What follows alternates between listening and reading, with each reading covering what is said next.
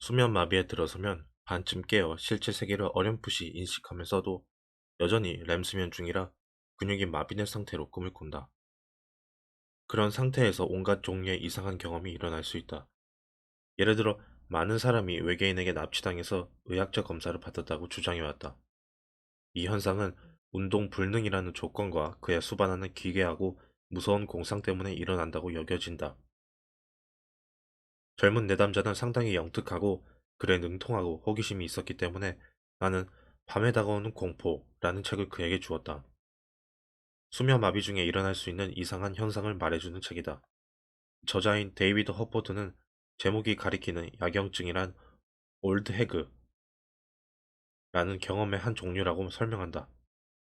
올드 해그는 민담에서 전해지는 경직된 몸에 올라타 극도의 공포를 주는 마녀를 말한다. 전체 인구의 약 15%가 그런 경험을 하는데 두려움과 마비, 숨이 막히는 느낌, 악의적인 존재와의 만남을 보고한다. 내담자는 그 책을 읽고 나서 허포드가 묘사한 것이 자신의 경험과 정확히 일치하지 않는다고 말했다. 그는 자신의 경험이 일반적인 수면 마비와도 일치하지 않는다고 생각했다. 첫째, 그의 경직은 잠들기 전에 일어났고, 둘째, 그는 운동 불능을 경험하지 않았기 때문이다.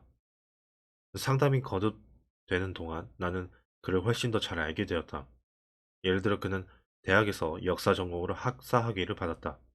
그의 부모는 아주 엄격해서 유년기와 청소년기에 친구 집에서 외박하는 걸 허락하지 않았으며 그가 대학에 갈 때까지 일거수일투족을 감시했다. 그는 마지막 관계가 깨지기 전에 벌어진 싸움에 대해서도 제법 자세히 얘기했다. 그는 술집에서 남자친구와 술을 몇 잔 마시고 말다툼을 한 뒤 함께 사는 아파트로 돌아왔다. 집에서 싸움은 물리적 충돌로 변했다. 그들은 강도를 더해가면서 서로를 밀쳤다. 그러다 남자친구가 너무 세게 밀치는 바람에 내담자가 거실 바닥에 쓰러졌다. 내담자는 가만히 있지 않고 바닥에 쓰러진 상태에서 남자친구의 발을 걸어 넘어뜨리고 몸을 일으켜 집을 나갔다. 며칠 후 그는 남자친구가 없는 걸 확인하고 아파트로 돌아와 짐을 챙겨 나왔다. 둘의 관계는 그렇게 끝났다. 그의 성격 중 일부 요소가 이 충돌에 반응한 게 틀림없었지만 그것이 무엇인지 불확실했다. 어쨌든 그는 남자친구의 폭행에 매우 큰 충격을 받았다. 1년의 사건을 이야기하는 동안 내담자는 사람이 어떻게 폭력을 쓸 수 있는지 믿지 못하겠다고 말했다. 내가 말했다. 그게 무슨 말이죠? 당신은 역사를 전공했어요.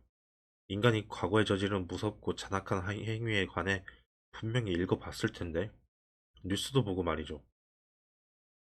그는 사실 뉴스를 보지 않는다고 말했다. 좋습니다. 내가 말했다. 하지만 대학에서 뭘 배웠나요? 인간의 공격성이 엄연한 사실이고 아주 보편적이라고 가르치지 않았던가요? 그가 말했다.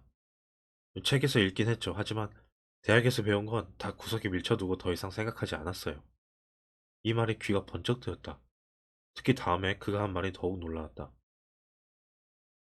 어렸을 때 나는 사람들이 선하다고 믿었어요. 부모님이 어른들은 천사라고 가르쳤거든요. 내가 물었다. 그게 무슨 뜻이죠? 어른들은 절대로 나쁜 짓이나 잘못을 하지 않는다는 건가요? 그가 대답했다. 아니, 그게 아니에요. 부모님은 나와 형제들에게 어른들은 진짜 신을 모시는 천사이고, 그래서 선하다고 가르쳤어요. 내가 말했다. 그 말을 믿었어요? 그는 진심으로 믿었다고 대답했다. 첫째는 울타리에 갇혀 있었고, 둘째는 부모가 완강했으며, 셋째는 물론 위안이 됐기 때문이라고 덧붙였다.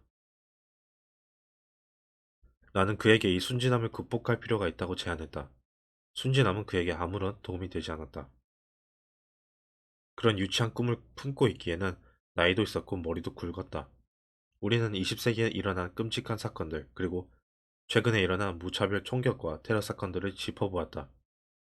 나는 그에게 왜 그런 일들이 일어나는지 설명해보고 자신이 분노와 적대감을 느낀 사건들에 특히 주의를 기울여보라고 요구했다. 하지만 내담자는 자신에게는 그런 감정이 아예 없다고 주장하면서 사건의 발생 원인에 관해서도 설득력 있게 설명하지 못했다. 그래서 나는 보통 사람들이라는 책을 그에게 줬다. 나치 독일에 점령당한 폴란드에서 평범한 남성들이 어떻게 야만적인 학살자가 되었는지를 자세히 연구한 책이다. 그 책을 읽다 보면 몸소리가 처진다는 것밖에는 달리 표현할 말이 없다. 나는 그야말로 정색을 하고서 그 일이 실제로 일어난 사건이며 내담자와 그의 지인들 역시 똑같은 극악 무도한 행위를 저지를 수 있다고 충고했다. 그도 어른이 될 때가 있었다. 될 때가 되었다.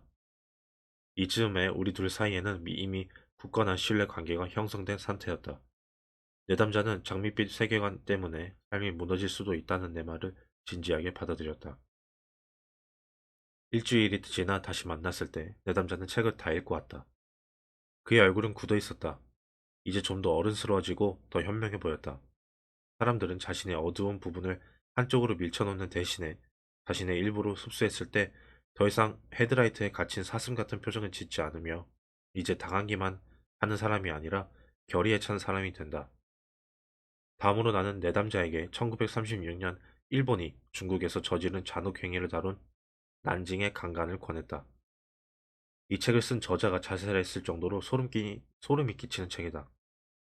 내담자가 그 책을 다 읽은 뒤 우리는 이야기를 나눴다.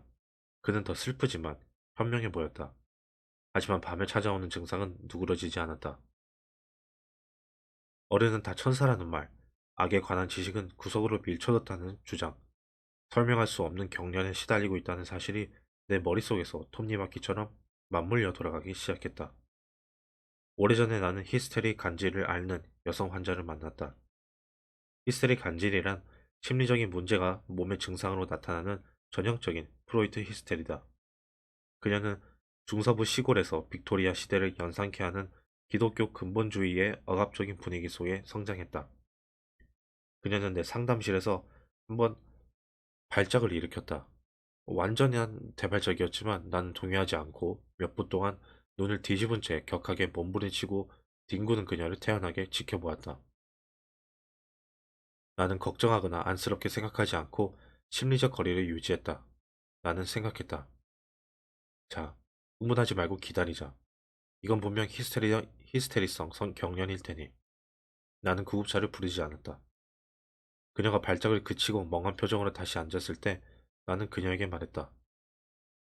그녀의 발작은 누구라도 믿을 만큼 진짜 같았지만 나는 거기에 물리적으로 대응하거나 감정적으로 반응하지 않았다고 말이다. 과거에 비슷한 발작이 일어났을 때 그녀는 정신병원에 실려갈 뻔했다. 또한 정신병으로 진단받고 약을 처방받았을 뻔한 적도 있었다. 우리는 그녀의 발작에 관해 진지한 대화를 몇 차례 나눴다. 나는 그녀의 간지를 믿지 않는다고, 본인에게는 정말 진짜 같겠지만 나는 거짓이라는 걸 알고 있다고 말했다. 그녀는 심리적 증상을 신체화, 즉 신체적으로 표현하는 사람이었다.